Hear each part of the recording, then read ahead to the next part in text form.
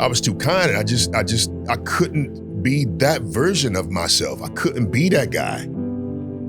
I couldn't be nice, so I had to be something else. Because,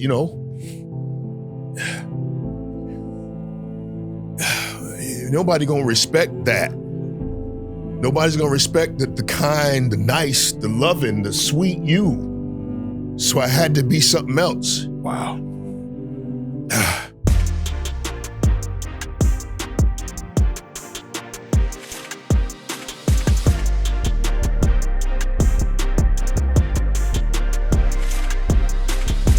What's good, everybody, and welcome to another episode of The Certified Man. My name is KD Bowe. I am the founder of ManUP Community. We have a program called ManUP Certified that helps men become the best version of themselves, straight up.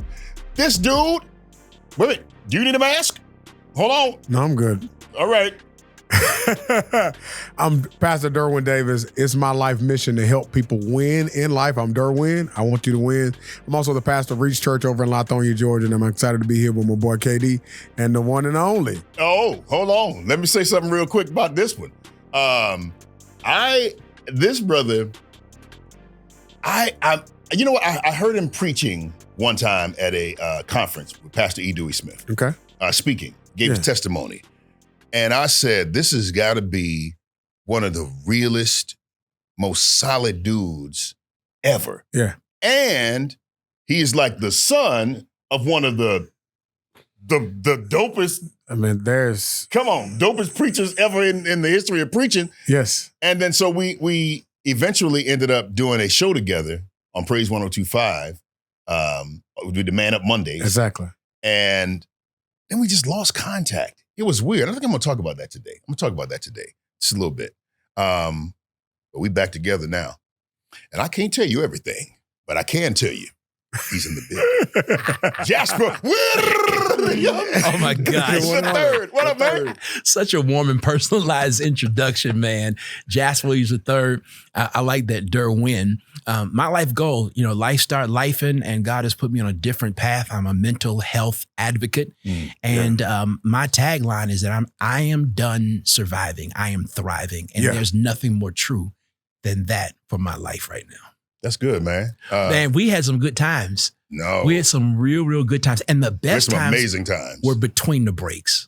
We started doing that today, but we had to, no, we got to start this. Exactly. We got to hit record. Yeah, it's good to be with you though, KD. Man, so many questions for you, bro. And we're going to go a lot of different places today. So y'all relax. Just go get for the journey. This is just some jokers that's together and we talking, we boys. So you're not pastoring now. No, correct. In the traditional sense, of course, you always going to be a pastor. That's if you ask me. Mm-hmm. What brought that about? So a pastor is about your heart. And I love people. I care about people. Alicia and I both do. But the Lord just wrapped up a season and I couldn't understand it. Why? I mean, the pandemic did what it did and we found ourselves in a few different stops, less than 6 months, and we renovated a church. And man, the Lord just brought that thing to this culmination. And I've always known that I was going to tell my story about my mental health journey of 25 years. I just didn't know that's why he had to stop a thing to start a thing. Isaiah 43 says, and God will do a new thing, shall ye not know, and it will spring forth. Yeah. And I got caught up in the spring. And we kind of chilled out for about a month or so, and then God redeployed me. And here I am. We still pastor people. You when you love somebody, you love somebody. Hey, bro. So, that's the thing that gets me. You said so. One season ended. Mm-hmm. When it ended, when did you know that it was ending? And the second you say, okay, this season is over, did you move immediately, or did you was like, no, let me just see. Okay, no, that's what I want to know. We owned our building, free and clear, and after we dumped a whole lot of money into it, the Lord called us to lay our Isaac on the altar. Lay our Isaac. Yeah. So here I am. We turned 18 in January. What was your Isaac, just for clarity? The church, the ministry the way that it looked. Gotcha. It was our third child. Jordan's 24, Quad's 20. The church turned 18 in January. Mm. And here we are, started with 28 people. And we grew the way that we grew. Now we own a building in Southwest Atlanta. Goal to change the community, partner with the charter school across the street, making impacts in that community. And now God calls us to lay Isaac on the altar. Man, we hoped against hope. We believed beyond what we were seeing. And to answer your question specifically, when God brought a season to an end, here's one thing. Yesterday, I was just reviewing some prophetic messages that have been given to me over the years by people that didn't know each other. And a couple have been most recently, and they all said the same thing. They all had the same patina in them. Patina. Coloring, flavoring. Think of food color. Patina. Brought to you by Encyclopedia Britannica. But what the world? Oh my goodness. Go ahead. So what I'm saying is that it was God's will, but we still hadn't put the pieces together. And so what ended up happening when we look back, some stuff you don't understand, see, and can't synthesize Hindsight. Until you're out of a matter. Wow. And so when we start looking back, God started prying Isaac, if you would, out of our hands. September, October of 2023. No idea. Is this on? No idea what was going on. But was it negative, like bad, or? So it could be postured that it was a strategic move for the church to be sold, for us to stop pastoring, and that's not what I'm saying. That Alicia and I were never planning on an exit strategy. How you sell a church is not on the market. And that's exactly what happened. That was God's stuff. That was God's stuff. And so to your question, let me give you what a season looks like, because I think that we get seasons wrong, especially. This is a new season for you. Your new season was up, whatever. We're about to come up into fall. And when we get to fall, the calendar will say that it's fall. Grass will still be green. Leaves will still be on the tree. Yeah. It'll still be hot. Yes. Still be watering your lawn. Yeah. Still have a high power bill. Yes. But the calendar says it's fall. It's fall. You got to wait 5-6 weeks. I'm talking about Atlanta now. Oh, yeah. For the leaves to begin to fall off the trees. Yeah. For the grass to begin to grow brown. For the average temperature to start to come down. We 5-6 weeks past what the calendar said was now fall season. And so my whole point is that if we get that principle and we start looking at seasons in our life, one day you just wake up, there are no leaves on the tree. And that's what a season is. And so when I go back to your question, the season was changing. I just didn't realize it. I'm still paying a high power bill. I'm still watering the grass. The calendar, God's calendar said one thing. I just hadn't started experiencing it yet. So when the reality of, wait a minute, this is actually happening. When that hit you, were you open like, yes, Lord? Or were you like, wait a minute? Tell me about that. So it went from a grip, like this is what we 18 years, we now own our building. We won. Everybody that said whatever it is that they said about third. Man, I had one preacher, you would know who it was, but we were doing, the church was celebrating our anniversary, and a friend of ours knew a whole bunch of preachers, and they asked one preacher, hey, look, would you record some kind words for Pastors Jasper and Alicia? The preacher comes on. First thing he says, now third, let's all face it. We all thought you were crazy. Oh, really? Yes. Now, were you standing there when it happened? Or you I'm standing there watching the video, with the others. And when he says that, I'm like, We all? But I'd always wondered and had kind of heard whatever about me being daring and audacious and all the different ways in which people came up with the ending of a season and moving into a new season. Yeah. And so I say all that to say, now we won. Now we got it. This is proof. I didn't really say this. I got it. No, the This spirit is of it. proof I'm not crazy. Wow. We won. Yeah. And just as soon as we win, God starts to loosen the grip. Still our responsibility. Oh my God. Still loving. Still got vision. But the grip is slowly Slipping. never understanding or thinking that God's about to wrap this thing up. Which is why I say God began to pry the grip that we had on our Isaac. But here's the thing. We didn't put it together until after it was done. We did not go back until we look back at the calendar like, what was God doing? And we start realizing some of the different moves, positions, conversations, happenings, events. It was all God. It was all God ordered. But I had to graduate from that to get to where I am. Never forget this. God never wastes pain. And God never wastes pleasure. I was going to ask you that, but you hit it before I could. This dude, okay. Break it down. Break it down. Yeah. So whatever happens in our lives, there's a purpose to it. Yeah. And some stuff we don't want. Yeah. We reject. We don't like it. It hurts. Yeah. It's like when you go to the gym and you start working out. Man, Derwin, as you've transformed your body, that was hard work. Yeah.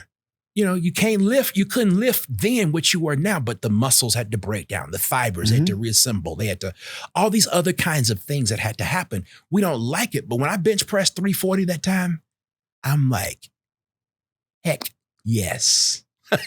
Because it took the pain of all. How much it was 340. Yeah, it was 340. It was 340. That's my max. That was my max. And that was about 2.5, 3 years ago. So you probably do about 360 now, huh? No, I stopped lifting heavy. Lifting heavy? I stopped lifting heavy. It was bad on your joints? No, not so much that, but it gave me a reason to eat wrong. Oh. No. That's good. I get it. Lord knows I get it. Plus, you're older. Why? After 26 years, I got it. Alicia still like it. There you go. So, we can stay in that rabbit hole, bro, about making the decision or having the decision made. I guess just for clarity for me, when you got the understanding that this is about to be a new season, but a new season that I did not prepare for. Nor labeled. Didn't label it, didn't prepare for it. When did the realization of peace hit you, bro? When the conversations started to look like what if. Oh. So first it was scary. First the conversations scared us. I'm not talking about this, me and Alicia. No, I get it. Yeah. The conversations scared us. And then we go from, let's not talk about that anymore. So who started it? Was it you or Alicia that started with the what if? Alicia and I I wasn't correcting you, but Alicia and I are so intertwined with each other until, we literally are one. So the conversations that we're having are oneness kind of conversations. Wow. And our spirits were bearing witness with the others. And so I would say, I was just thinking, she said, I was praying about that. Wow. I was wondering. And so the birthing of those words and concepts. And so first you start thinking about it, you're like, absolutely not. You start thinking of all the earthly reasons as to why it won't work. And then the conversations, you kind of peek your head around the corner a little bit, proverbially. Yeah. And have more conversation. And the more the conversations happened over time, Let me give you an example. So we look back over it. September, October, God starts doing it. We announced to the church in December of 2023, we're going to take the month of January off in 2024. We give them 5 Sundays to get ready. We tell them we're tired. We've been doing this, blah, blah, blah, blah, blah. They're supportive of it. We take the entire month of January off. The first 2 weeks we're resting and just able to sleep. And then we start thinking, we gotta go back with a plan. And we knew the life wasn't going to be in what we were doing. So we're trying to figure our way out. How is this thing going to be configured? And I really believe that I'm talking to someone and that you can garner and gain the principles of what I'm saying, because God doesn't email you a journey, 500 steps this way, turn northeast. But God puts it in your heart. And what happened for us, God started bringing people and opportunities and prophetic words and nudges and websites and text messages from out of nowhere. And all that stuff began to govern. And I call it guided drifting. Guided drifting. Guided drifting. You don't know where you're going, but you're going that way. Abraham. As a matter of fact, I preached a sermon series that was January of 2021, and it was called That Way. I didn't realize that whole concept would be applied literally. All I kept saying, that way. I'm going that way. When did you get peace? So even when we announced to the church, because it took a second for us to do that. This could have been suicide. You take a month off where y'all are not meeting. Not leaving somebody to preach every Sunday. I was going to ask you that. We shut the if somebody came to the church, they got crickets. Nothing was going on. And you actually thought that you had no idea that y'all was about to walk away? Wow. No, and I don't know, for whatever reason, and I don't want to say this, that sometimes people can't catch up with where you are because they hold you to where you were. Yeah, wow. That's good. That's bars. And when you start thinking about Abraham and Isaac, Abraham is ready to give it up. He holds the knife up. Yep. And just as he's about to come down, God said, wait. What if Abraham had stopped listening? Fatality. What if he had stayed in the moment of sacrifice? This is what you said. Isaac? So there has to be this progressive listening to God, which is why relationship with God is so important. And so for Abraham, God kept his word. You'll be the father of a nation. And God trusted, I never thought about this, but God trusted Abraham with a knife to kill his own promise. Because God believed in Abraham enough and had discipled him enough and walked him through, good God, through enough hard times and domestic issues with Sarah and Hagar and a stepchild and a non-promised child and Sodom and Lot and all this kind of, God had trusted him and he had passed all his tests. So God says, let me trust you with the ultimate one. And the one I promised you that I give you, that would be a nation from your loins. What you going to do with this knife? I already know he's going to pass. I already know he's going to pass, but he's scared. He doesn't know what to do. I hadn't spoken to him yet. And as Abraham is coming back with getting his velocity together with tears in his eyes, God says, stop. So the question becomes, can God trust you with a knife? Over your promise. And everybody's Isaac moment doesn't mean raising a knife. Right. In my case, I had to offer the Isaac. But the Isaac turned into what I'm doing now. This new place that I'm in, this passion I've always had, this knowing. I mean, I didn't talk about the bipolar diagnosis until June when that podcast came out. Wow. I never said anything June in public. Of this year? Yes. I never said anything in public Wait. Well, hold on, bro. Now, so I mean, for your audience, 3 times I had sabbaticals. The last time was the third time was in October of 2019, and then January of 2020, I went to an inpatient treatment in a city just outside of Seattle, Washington, for 28 days. It was there that I was diagnosed with bipolar 2. Up until then, I had been underdiagnosed and stuff just wasn't working. There was, I even went to one doctor who thought there was some kind of brain damage that was there. Matter of fact, the same doctor that tests NFL players for that CTE, that's who I'm talking to, because nobody can really figure it out. The medicines I was on wasn't working. And so when that happened and I got the diagnosis, I didn't tell anybody. I would have. Our church knew. I couldn't have afforded to go to that kind of treatment for the cost that it was. I couldn't have paid for that. Our insurance didn't cover it. But you didn't tell anybody why? It wasn't time yet. You knew that? Yes. Alicia and I both like, baby, I was thinking about it. She goes, let's pray about that one.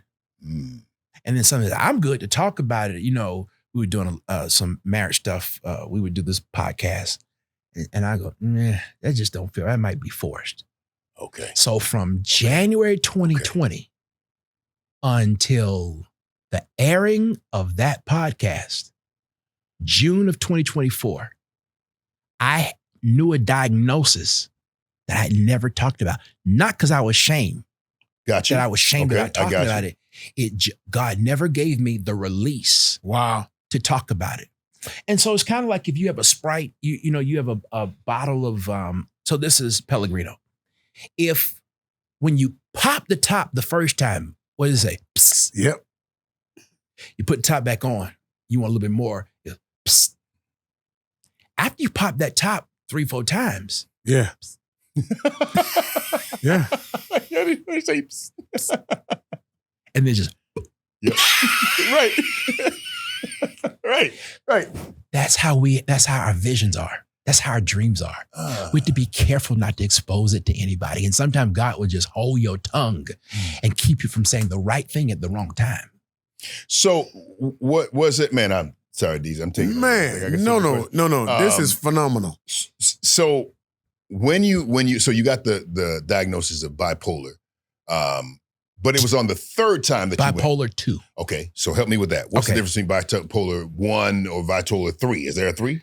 Some people say there's 7. Some people say there's 4. Please educate us. Yeah. No need to. Okay.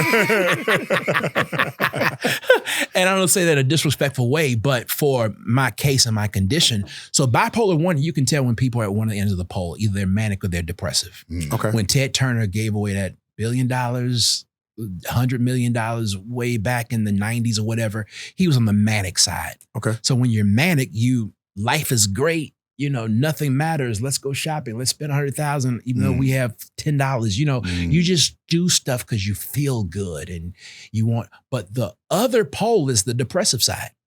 That's when you can't move. You can't get out to bed. There's this cloud that's hovering over you. The problem is you don't know when either is coming. And they're not always equal swings. So people that are bipolar, you can see the poles that they're at. Bipolar 2, the swings are more minimal.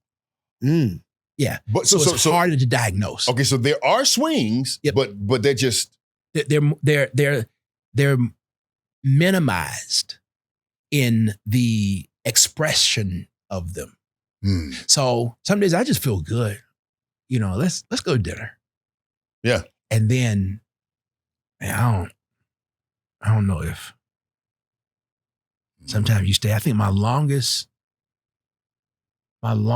season was stint was 7 months on the depressive side. Oh, you gotta be kidding me, bro. And you knew you were depressed? I'm done surviving. Wow. Thriving. We learned to put different safe gaps in place. And what is a safe gap? So one night I got so angry, I had to leave the house. And I drove up the street screaming at the top of my voice. Mm. I was speaking in tongues that I got you. Yes. people could interpret. I do that from time to time myself, occasionally. I had to get it out. Mm. I had to get it out. And here's the thing, it wasn't Alicia's fault. Right.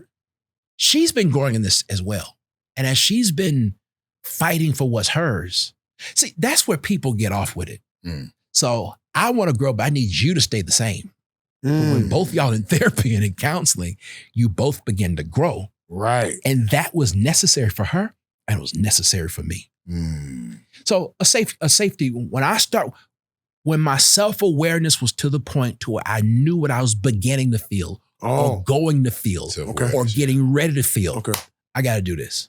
Right. I'm upstairs, I'm in the studio, just leave me alone.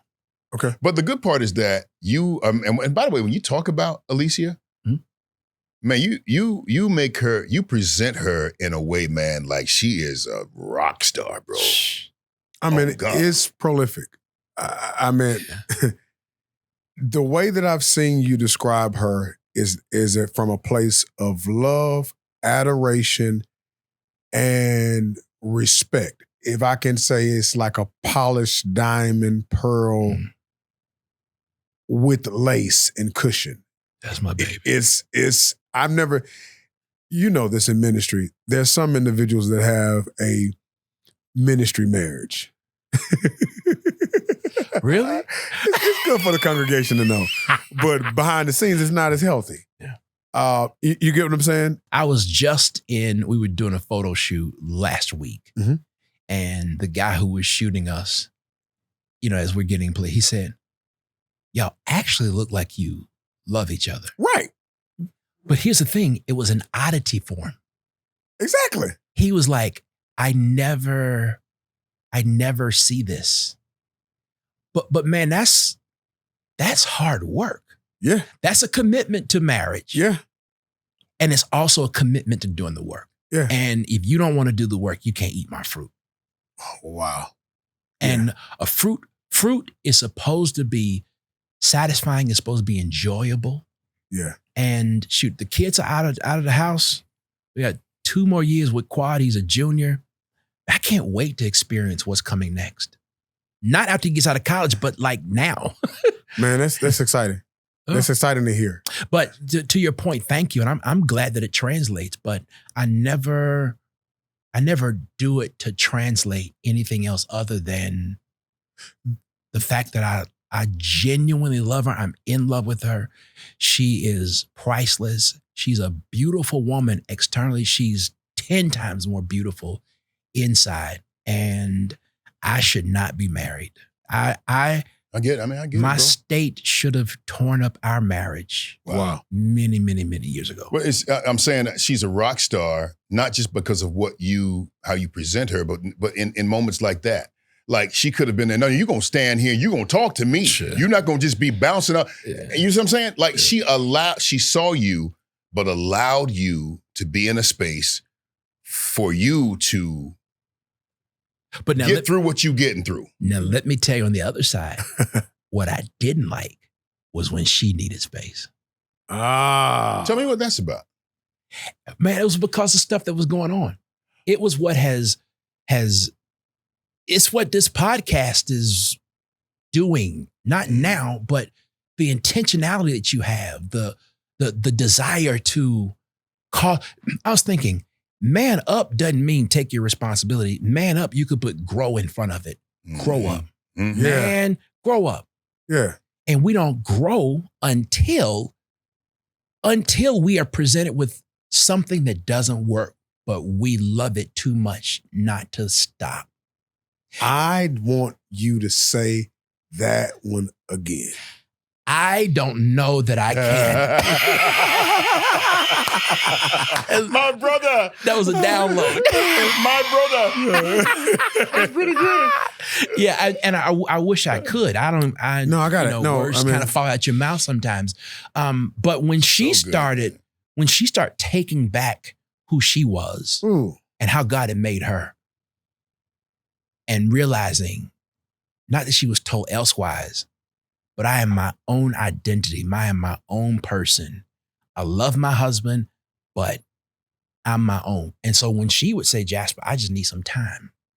I just need some time. Now, suddenly that inner child in me, the trauma in me, the rejection the abandonment that was there, when she would say that, I'm like, what you mean you need time? But I had grown enough to know not to say that. Oh, we had to speed dial on the therapist. But God was even using that. He was using even that to file off the edges. Yeah. Iron sharpens iron. I understand the men context, but marriages, God, they become one. Mm-hmm. You have to do some preparation and some stitching and some, and it's the one that continues to become one. Yeah. And you constantly have to, bro. And that's the thing, that we have to be committed to that process. Like, it's not a one and done. Yeah. And that's the thing. A lot of us think it's one and done, but in truth, every 11 months or so, every cell on your body is refurbished. Mm-hmm. So you are literally a new person every 11 months. Mm-hmm. So I'm saying, I like the fact that y'all were grown enough to be able to say, okay, something is happening here, and we're gonna deal with it like adults. Like you said that, the bipolar thing, but you never knew it was bipolar until, golly, bro. Nope. Okay, I'm just getting that. Like, and what did it make you feel like when you heard those words? Did you rebuke it?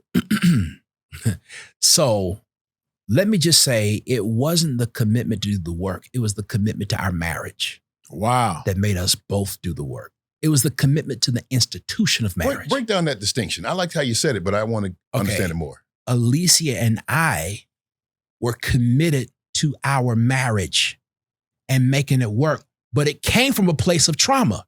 Whoa. The commitment came from a place of trauma? So we are committed to the institution of marriage as God has stated, but our commitment to our marriage was because of trauma. Ooh, please break that. Oh my God, this is rich. I grew up in a broken home. Yeah. Which is where my inner child was trapped. Marco. And so, right. So because Dad was never at home, he was the prince of preachers. He's traveling 46, 47 weeks of the year. Yes, man. That's when revivals were 5 or 6 nights. Yes. So he'd leave Sunday after church sometimes. Yes. Come back home Saturday, get ready for Sunday, and leave again, either that Sunday or that Monday. So I'm literally only seeing him from the pulpit for a long time. And so Dad wasn't, I guess you could say, he wasn't there. I hate to say he was absent. That hurts to say, but he was. And man, I could go down that rabbit trail, because a lot of parents need you to go down that rabbit trail. A lot of parents, dads and moms, are absent in the name of something else. Ooh. Hey, bro, and unintentional wounds still bleed. Unintentional cuts still bleed, bro. And you can't see bruises from the inside. You cannot see bruises from the inside. So what happened was, when I got ready to get married to Alicia, my number one fear was our marriage ending in divorce. I wonder why. See where you're going. Yeah. Because I remembered the pain. I didn't even have language for that, but I remember the pain of what it caused me when I had to grow up too soon.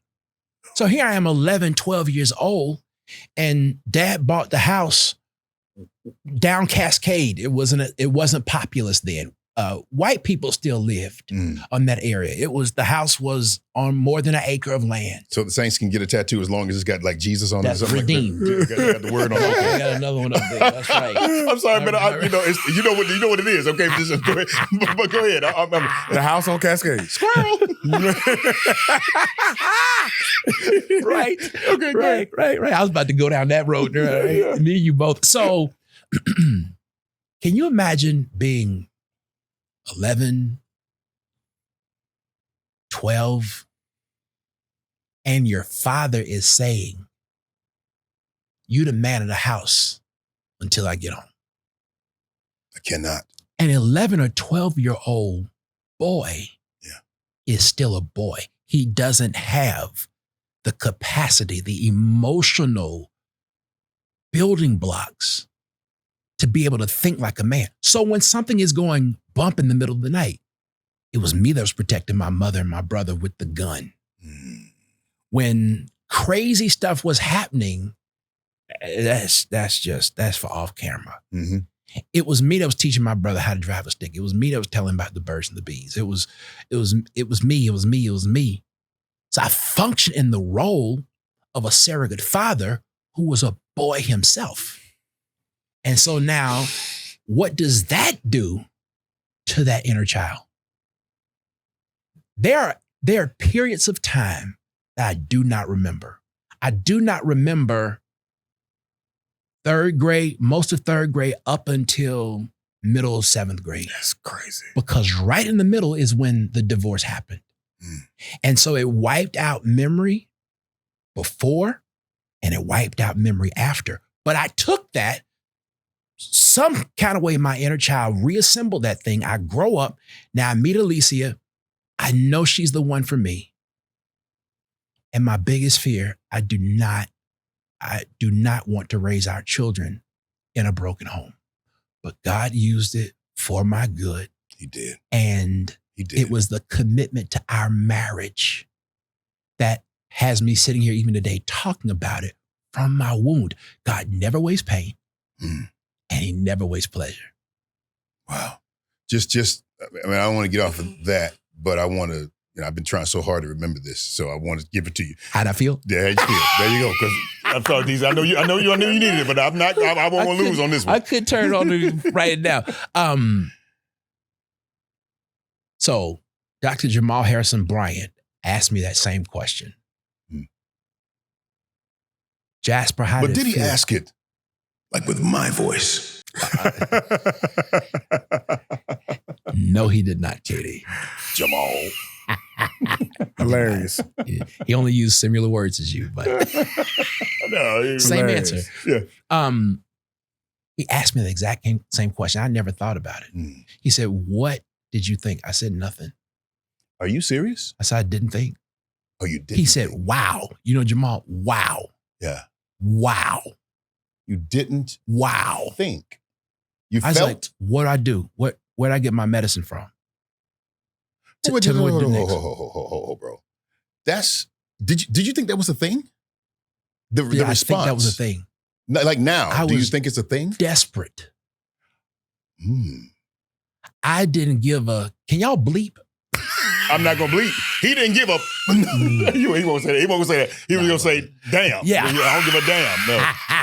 No. He saved. I ain't all the way. I got mine on layaway. I'm making payments. I didn't care, man. Yeah. I had been in such torment. You were just glad to hear something. I was desperate. I had been trapped in my head. Man, my earliest memory, I say it's 25 years of a journey. My earliest memory was when we were 9 months married. And Alicia said something to me, which was the response was not commensurate to the comment. Sure. I don't even remember what it was. And I went 0 to 100. Mm-hmm. And I left the house. We were living in a living Castle. Yeah. Got you. No, it was an apartment. This dude, yeah. And I left. It was during Christmas. Yeah. I left and went and bought her Christmas gift. Okay. I was that crazy in love with her. Yeah. And she's my, but my response wasn't It in didn't line match. Sure. with what happened? she said, with what happened. So was it And that? by the way, that hit a place in her.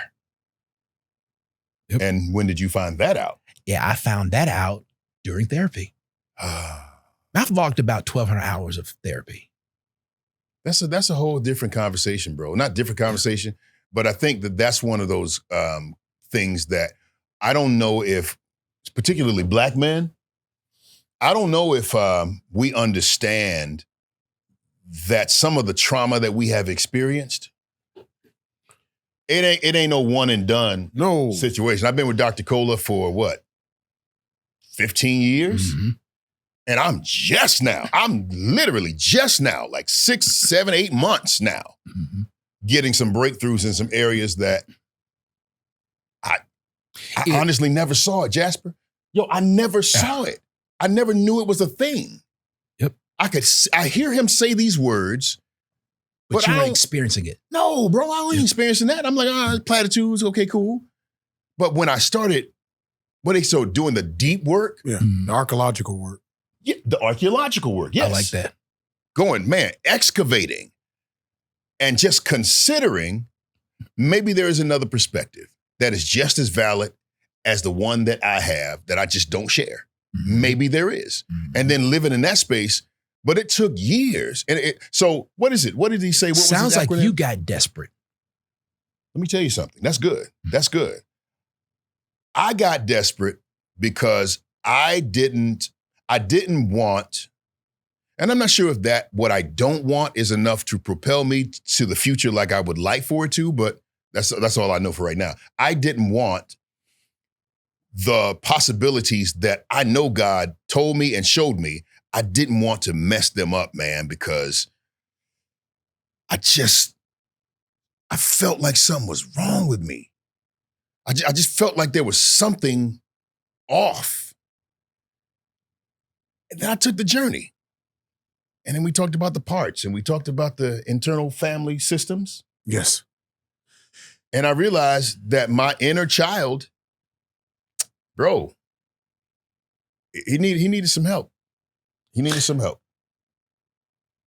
There's so many phenomenal moments of this because all of us getting to a point that got desperate. I knew my desperate place came in when I knew I was going to have weight loss surgery. I had already lost 100 pounds. In previous contexts of life, I realized in doing research and my ex going through weight loss surgery and all that kind of stuff, it was a metaphor to me of as you are unzipping the weight, you literally let out all of the wounds and other emotional issues. Yeah. Wow. And you knew that was going to happen? Well, I won't say that I knew that. I experienced some things through weight loss surgery that caused me to do research into other situations of trying to get some sanity out of an insane moment that allowed me to see holistically that a lot of people that do weight loss surgery do physical or health work, but haven't even tackled their emotional. Right. And they end up getting a new body, but wrecking their lives because they haven't done the emotional insides. And so, of course, went through the divorce, went through weight loss surgery, and literally the month after weight loss surgery, I called Dr. Cole and said, I'm ready to go deep because I know if I don't go deep, according to what I've experienced and according to all the research that I had seen, I knew a massive wreck was on the way. And I became, in essence, desperate to land my planes that had blown engines and find the landmines before I step on them. And it's amazing because everything of the conversations that we're having now, it's so much loaded in my mind when you were talking about that moment because you were like that moment that you had when you said something, it didn't match with you and Alicia. And I'm saying it like this, it was a level 2, but you responded at a level 30. Yes. And on a 10 scale. You know what I'm saying? And that became a thing that had to be worked out later. Yep. That was a landmine that was placed at that moment. Yes. That later it would step on and detonate. And so there's so many things that I've thought about like that things that we've happened, that we've done, that we responded out, that we've actually put these minds out that we actually got to work through. And what I love about this conversation that I feel is so rich for us is the vulnerability of us as men actually recognizing that some things that we've done previously while we recognize our part, we don't know what we have caused in the other areas. And that's where the work of Jesus and the work of grace is massively important, because Father, forgive us for we know not what we do. Say that a different way. So we don't know what we did in other areas? Give an example. I'm going to ask you this question. At that moment, at that time that you had the conversation with Alicia, because you said you were left, you went out and bought a gift. Did you have any idea of the damage that was caused? Oh, no. Gotcha. Gotcha. No. Gotcha. See, my father was my template of manhood. And Dad always handled things with money. Yeah. In place of his absence. Yeah. So private school, Woodward Academy, 12 years, UGA, Dallas Seminary, all that. He always handled it with money. And there was never a need that we had.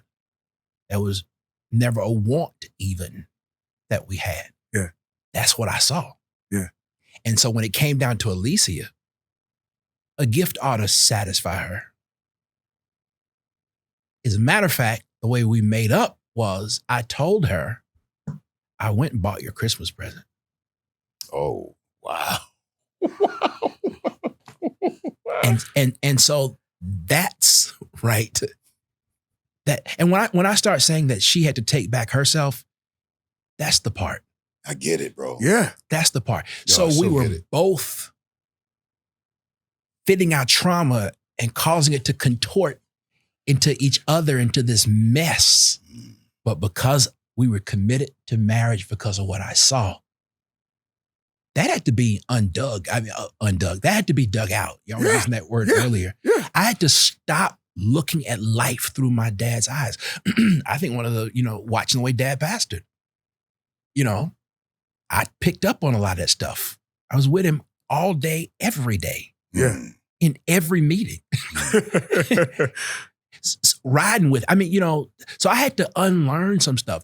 My mother would tell me, so the house that Dad bought was a ranch style house. Mm-hmm. Downstairs, it was finished, but there was a large room that was over. It turned to his library. It was huge. That's where Dad would go to study to get ready for Sunday mornings. Well, my mother would say, don't bother your daddy, he's studying. Y'all stop all that. Your daddy is studying. Take him to see your daddy, he's studying. So I ended up having, I guess some would call it an open door policy. And I told Alicia, never let those kids not come and say anything to me. Wow. And you always know that no matter what I'm doing, you can say anything to me. I think it's these kinds of horrible memories, traumatic memories that we don't even qualify as being traumatic, that God brings into a current generation and places a responsibility for my children. Never. I broke the curse. Alicia and I have broken the curse and are breaking curses. Jordan and Quad know what healthy affection looks like. They know what a healthy discussion looks like. And when it needs to go a little bit deeper, excuse themselves. So all of what was my pain,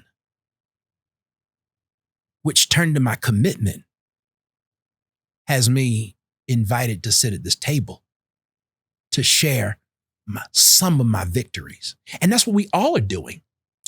The reason why I asked you that about say that a different way, because to your point, I really wanted my dad's affection. I wanted my dad to see me. And it's difficult to talk about some stuff, particularly while your parent is alive. You don't ever want to be disrespectful to him. It was hard for me to make reference even to my father, even though he said it multiple times publicly. Yeah. I remember Dad called me. I'm sorry. I don't want to go. Do your thing. I want to take your good. story. Yeah. I want to hear what you're about to say, but the ownership is part of the healing. Whoa. Dad called me one time. Oh my God. The night before Father's Day. He said, I thought something was wrong. The phone rings 8:30, 9 o'clock at night. Yeah, third him. I said, hey, Dad, how you doing? I'm trying to figure out. He talked so hard. He said, listen, I just want to tell you, I ain't been no kind of father to you. He said, this is out of the blue? Yes, it was Father's Day. It was the day before Father's Day. He said, I got to edit the word. You know, I ain't been no kind of father to you. I want you to know you have done a super fantastic job with those kids. You and Alicia, you are of a father. And I just want to tell you that, son. Yeah, all right, goodbye.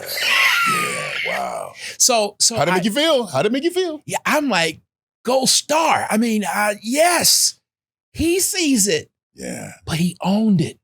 And nobody can take that from me. Yeah. And so no matter what Dad couldn't do from the generation he was in, from his mindset, from whatever you want to call it, the fact that he owned that thing, erase.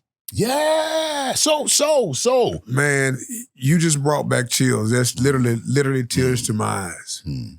It's Mother's Day. But don't forget what you're going to say. I'm not gonna please. Go ahead. Yeah. It's Mother's Day 2009. My dad comes to my church. I'm preaching in a 24-seater church, meaning it's 24 chairs. First time he's ever seen me preach at this location. He comes in, sits on the front row, holler like a Baptist deacon. Did you know he was coming? No. It's Mother's Day.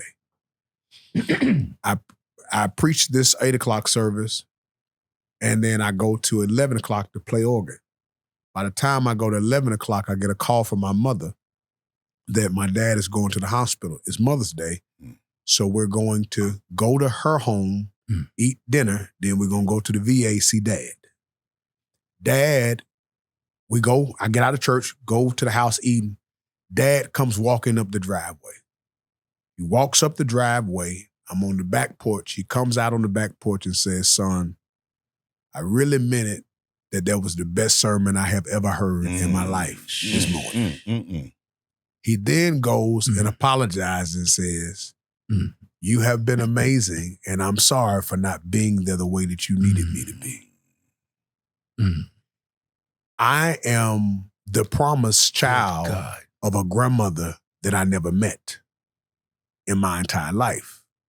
The words that I heard was my mother said the Lord promised her a preacher, and you're the one of the lineage. I never met her. I didn't know what she looked like until 2019, and she had died decades earlier. He does this apology, and make a long story short, he dies the next night. Really? I had my first funeral and first wedding in the same weekend. It was the wedding of my baby sister, who we have the same mother and father. I have her wedding that weekend and my dad's funeral that Tuesday. That conversation was the thing that has held the glue. And as you started speaking about your father and that level of ownership, that literally unlocks it and gives you the ability to work with it, it literally almost went back to that moment and put jumper cables on it and recharge. Watch this. The heel version of me, because that happened, shaka. Yeah, that happened in 2009. I don't know what I know now. It's 2024. So as you told that story, it recharged some areas that I wasn't even cognizant. That his words. Of the level of healing. That really gave another moment, because for God to love me enough to allow him to own it before he left. Is a sign that there's things that are transitioning. And I said this to other men, and I wanted this moment to come, because we're coming to you, is that we as men and our fathers have made tremendous mistakes. And our ownership doesn't erase the mistake, but it actually invites a moment for God to come in. It's grace. And if we as men can really own it and admit it, we're sitting here saying, not that our dads made it right, but the fact that they acknowledged the lack thereof gives a liberty Yes. that we're able to walk in Yes. and free. And so to my brother, Yes. I can't stop the tears right now. And you're not supposed to.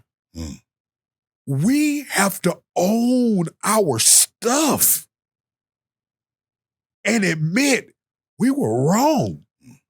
We hurt. This was missing. And if my people Talk, who are called by my name Talk, sir. will humble themselves. This is a moment of humility. I want to be on this podcast crying but there's something that's happening that I really feel a liberation out of us just admitting we missed it. Yeah. I said, God, I thank you. And I don't have any biological children yet. I think the day's coming. But I used to say if I had children, my children would suffer from executive syndrome. And I meant I would have been there for everybody else, but my children would have said he wasn't there for me. God blocked it. Yeah. And so as you've been talking, I'm like, well, this is what executive syndrome looked like. Cause I used to envision myself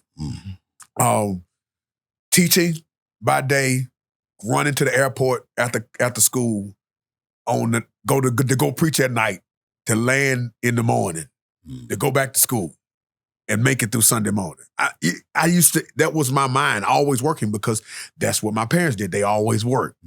That's also the trauma.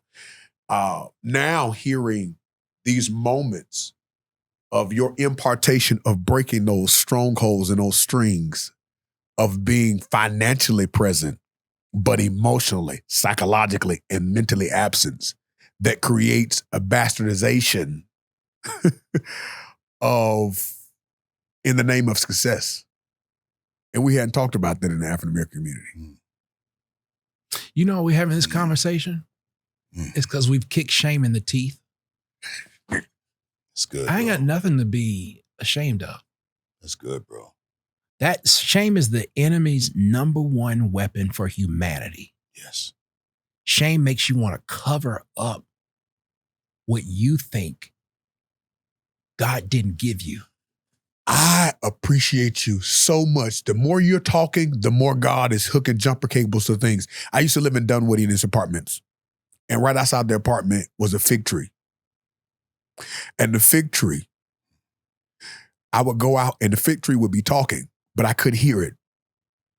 And what I come to realize now is that I was living my life in shame. The fig leaves. What do you mean the fig tree would talk? When Adam and Eve hid in the garden after they sinned, they sowed fig leaves to cover themselves. Okay, gotcha. It was talking. Gotcha. So I would literally walk outside I would walk outside of the house and the fig tree is right there in the apartment. The apartment was named Delito. I walk out the door and there's a fig tree right there and it's like the leaves would be talking. And I could not understand what they were saying. I can go back to Facebook and probably pull up. There's a picture I used to take because I would take a piece of a leaf and I would take a picture of it and I'm like, this leaf is talking to me, but I didn't get it. But what you just said is there was a symbolism because as you start speaking, the Lord, just like you put jumper cables on that moment, that I hid in so much shame. Shame for who I was, shame for what I did, shame for all of these items, and getting those fig leaves off naked and not ashamed, worshiping in spirit and in truth. Flaws and all creates the freedom that God is able to transform. And you saying kicking shame in the teeth has really, it's a new birth. And it's almost that moment, man. How many of us are around here with these fig leaves wrapped up that we can't move, we can't progress because shame has us in a chokehold? But this is such a place to celebrate. I have to be careful how I say this. My wife says, honey, that's just too abrupt. It just doesn't matter what people think about my mental journey. Is that the abrupt part? No. That's it. I'd say, I just don't care what folk think about me. Oh man, come on, bro. But no, that's her. You know, she and I get it. I get it too. But no, you good here. Yeah, yes. I get it. Yeah, I totally get it. But yes. I understand why me and you both say that, but it can come off a little dismissive and giving somebody the middle finger. And I never want to be guilty of that. Pick one. Hey, you be like my mother. She said, what's the third finger from the thumb, counting the thumb? She said, lift that one up. I love your mama already. I love your mama. Your dad. You were talking about your dad and what you needed. You wanted his approval, I think is what you I started definitely on. I wanted his approval, and I wanted his validation and his love differently. Because it wasn't that I didn't have it, that we all didn't have it. I just wanted it differently. So Saturday, my brother and I were on the phone with him and called me on three-way. And sometimes we do that. How's your dad? My dad's 74. Okay. And so the thing about my brother, my oldest brother, he is a bit of a jokester. So sometimes he'll bring up some stuff that happened when we were kids, some stuff. And he'd be joking about it. And I ain't never thought it was funny. But and they talk to my dad and they'll chuckle or whatever. And this time my dad wasn't really chuckling. He said, Ray, I did, I didn't do that. Why you keep saying that? And I'm like, oh. Right. Is it denial or you just don't know? Yeah. And so he asked me, Keith, my name, Keith, it was Ray telling the truth. I said, yeah, Dad, yeah. Mm-hmm. He got quiet. Wow. He got quiet. You sure I did that? I said, yeah, man, I didn't do it right. And in front of the church, got plow, right there, blood, He said, Lord Jesus. He said, y'all, I'm going to tell you something. He said, Ray used to say all this stuff, and I never really, I laughed with him or whatever, but I just didn't pay it no mind because I just thought, Ray just, be playing too much. He said, honest to God, I don't remember it. He said, but if I was that kind of parent, he said, it's a wonder y'all got a relationship with me now. Yep. Wow. Yep. He said, man, that was terrible. Yep. What did it do for you? I sat up and I listened. I'm like, did he just say? Ray was just talking like, no, Daddy, you good. Shut up, Ray. First of all, let this happen. Let this happen. Right.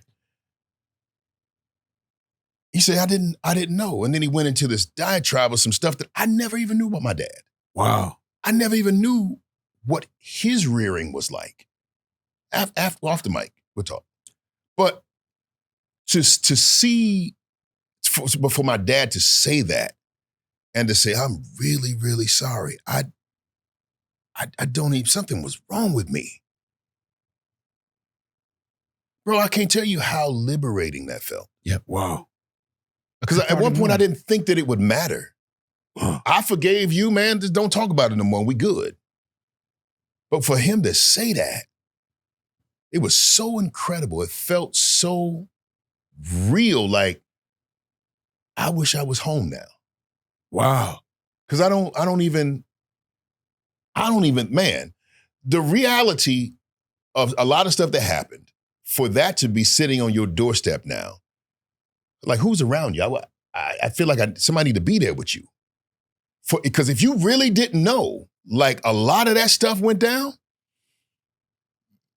yeah, you need to be, yeah, somebody need to be watching out for you. Somebody need to be by the house looking to make sure you good. And what I was going to say was, I'm going to try to hit this real time, man, because it's still kind of fresh. But what I was going to say was, when I think about having to heal from old mindsets and having to heal from childhood stuff, I remember, man, it was this morning. Man, ugh.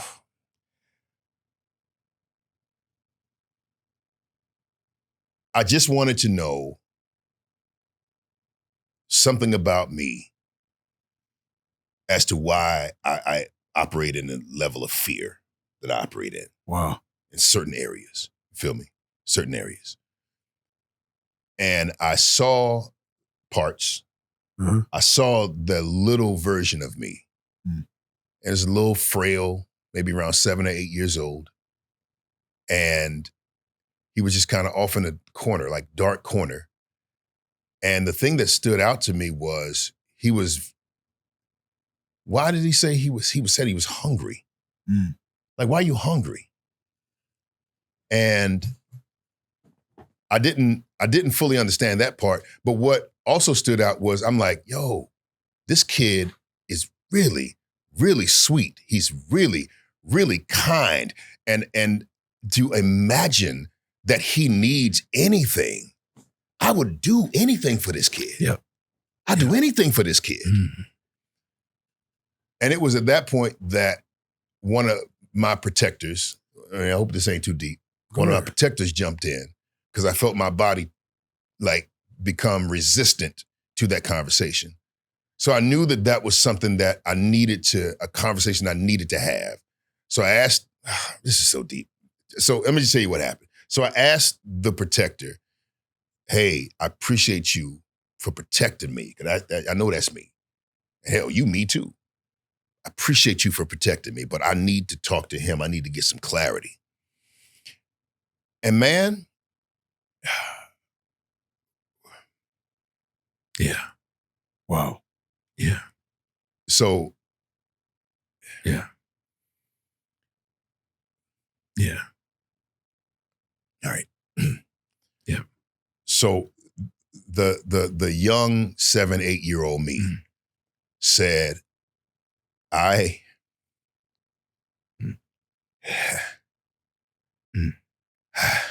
said, I had to. Yeah. Yeah.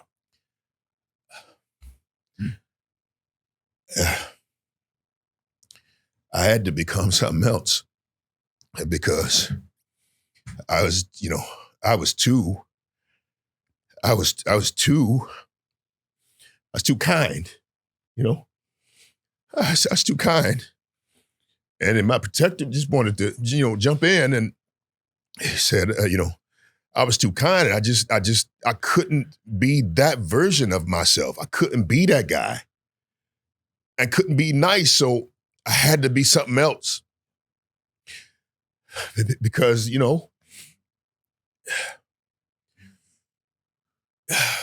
nobody gonna respect that. Wow. Nobody's gonna respect the kind, the nice, the loving, the sweet you. So I had to be something else. Wow. And I knew then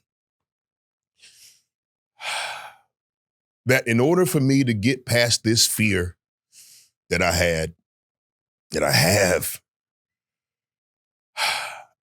that dude's got to get back in the driver's seat. Right. He's got the loving version of me. Yeah. The open-hearted version of me. Yeah. The caring version of me. Wow. Because just like I said, like there's no way I wouldn't give him whatever he wanted. And I thought about my wife. I thought about some family members. And I thought about the fact that they ain't never seen him. They ain't never seen him, bro. Wow, man. I ain't showed them him. Wow. Because if I show you him and you do what happened before, I'm so kind, I'm so sweet, my sexuality is challenged.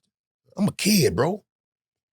I'm so kind, I'm so sweet, I'm so nice, I want the best for everybody. I'm looked at as soft, and I ain't soft. Damn sure ain't, But it was realizing that I had to embrace him and tell him, man, I love you, bro. Yeah. Yeah, man. I love you, man. Ain't nothing wrong with you. Wow. Ain't nothing wrong with you. That's showing up in the driver's seat. You went and got him, Bo. That's huge, man. You went and got him. You rescued you. Yeah. I'm the one that I've been waiting for. That's right. And you ain't gonna hurt you. Right. No, bro. And you have a father who's looking out and walking you into where you were Yeah.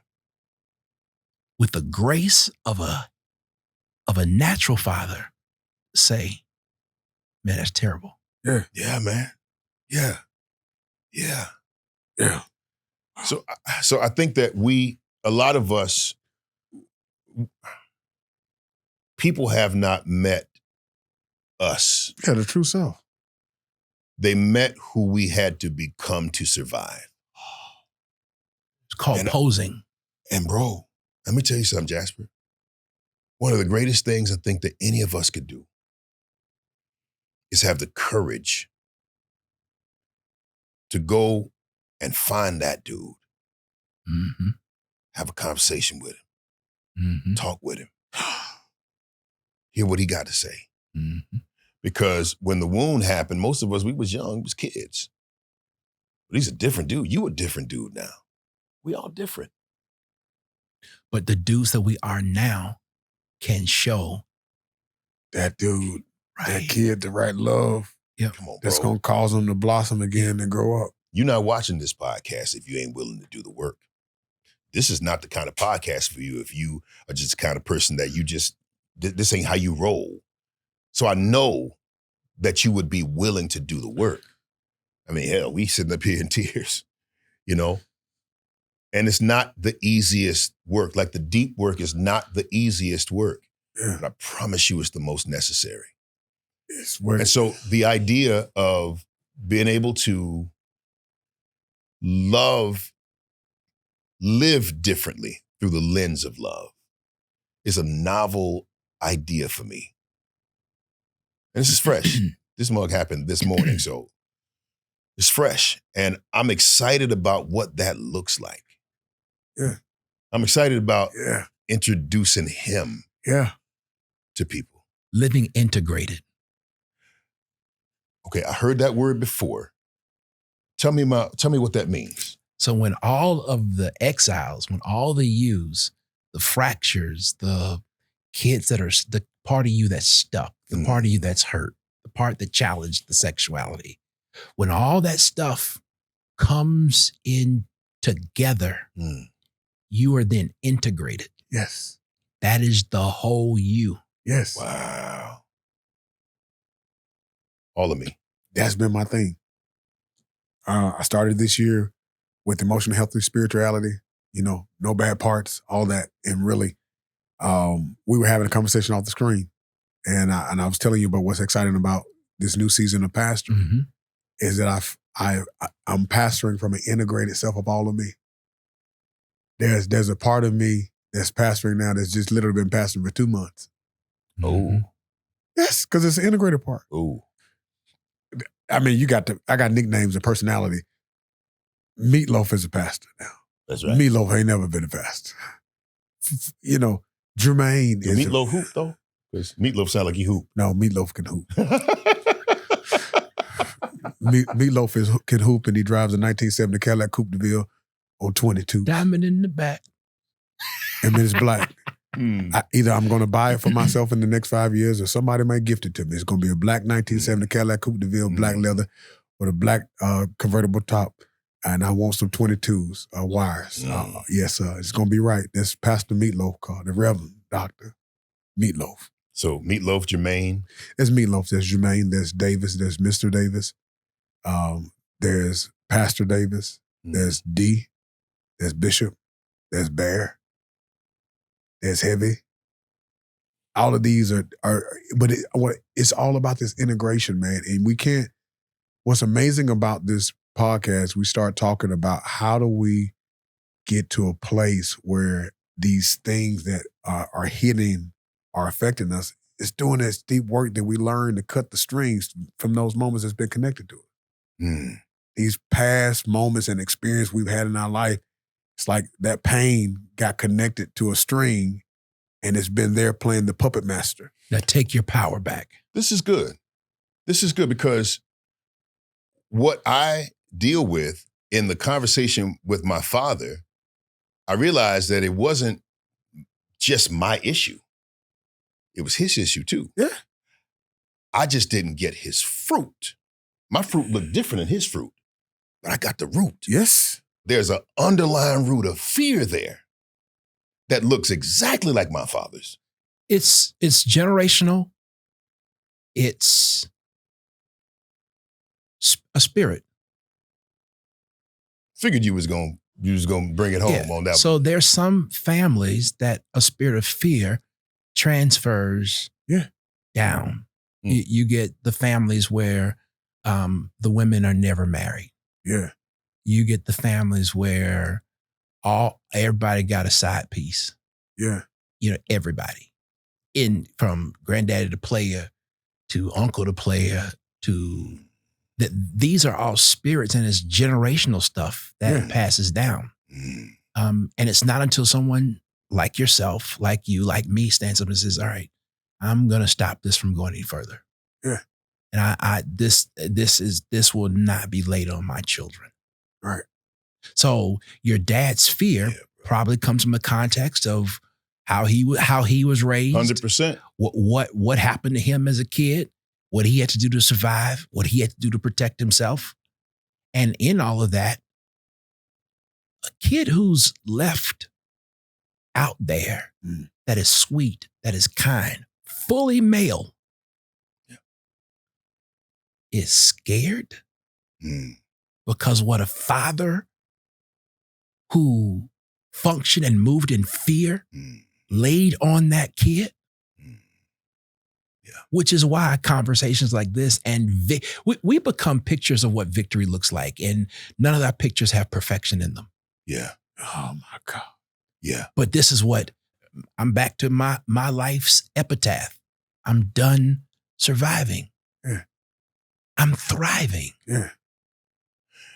I wanted to go back to something you said, just kind of dig into this a little bit more. Not necessarily dig into it, but I want to make an observation. At 12 years old, you're the man of the house. You're teaching your brother how to drive a stick shift. You're the one that's, teaching him how to fight and all these things. I ain't teaching that. I got to correct you. Right. Yeah, okay. I always think I can fight, but I believe you can. I believe you can. Somebody, I'm gonna do something. Jasper is solid, bro. Oh no, Jasper, let me tell you something. I did like this. Hey. I was almost offended. Yeah, you big broad shoulders. But the idea, man, of you having to be the man of the house and got the peace and all this kind of stuff, man, it's like I can't imagine what that did to your psyche. And even when you had success at it, or limited success or success, still wasn't right. At all. It's Still not wasn't God's right. order. And sometimes because we were successful, so when my protector jumped in and I became successful because I just wasn't going to be that nigga y'all was talking about. I was going to be something different. And I went on to success. I was very competitive. I just, if it's to be gotten, I'm going to get it. But it was devoid of love, man. It was devoid of love. It was all works. It's all works. And bro, let me tell you something. At some point, you're going to cap out on that. It's going to get you but so far. Yep. And so that's the thing. Sometimes some of us, we have things that we have used that made us successful. The nice you, the pleasant you, the loving you never runs out. Okay. So what you build will rot. So watch this. Watch this. Oh, you're so right, bro. Watch this. So as I'm telling myself how much I love me, I'm going in. And I told him eventually, after about 30 minutes, just bawling this morning, I said, it's time for you to be in the driver's seat. But when I looked at him again, he was bigger. Yes. He was tall. Yes. He wasn't quite a man. He's like maybe 18 years old. He's grown up. So I told the protector to look at him. And I said, he's going to be in the driver's seat now. And you're going to support him. So I thank you for everything you did, but you're going to support him. And he's going to be in control. Yeah. Did not our hearts burn? This conversation is so special, sacred to me. As I've been doing this emotional work, one of the places that it often shows up is in my heart. And I feel it in my heart all the way to my back that I literally feel like this conversation has been a heart transplant. Really? Wow. I normally would get a tightness here. Mm-hmm. You know, it'll show up. Sometimes something bothers me now. I can feel it here. But I literally feel from here all the way to the back of my back. It's not even it's not a tightness, but it actually feels like there's a hand that's now holding a heart as if it's been a transformation and a replacement, and it's a new attachment. Oh, bro. And there's so many scriptures that created me a clean heart. This is such a transformational moment. So I want to thank you guys for this level of vulnerability and transparency of the work that we have done, because this is a moment that I can literally say, did not our hearts burn? If you know the text, you know. I see now why you started with that. Yes. I was like, wait, are we talking too long? Are you ready to go? No. We're going then. If you know the Bible text, they had an encounter. They had an encounter with Jesus. And it was afterwards that they said it's because something had happened that their hearts, they felt it in their heart. Yeah. And that's what I was commemorating this moment, that what I feel it here. And it's a feeling of healing versus the pain or the trepidation or the anxiety that I felt in my heart before. And for that, I thank you. Man, I love y'all.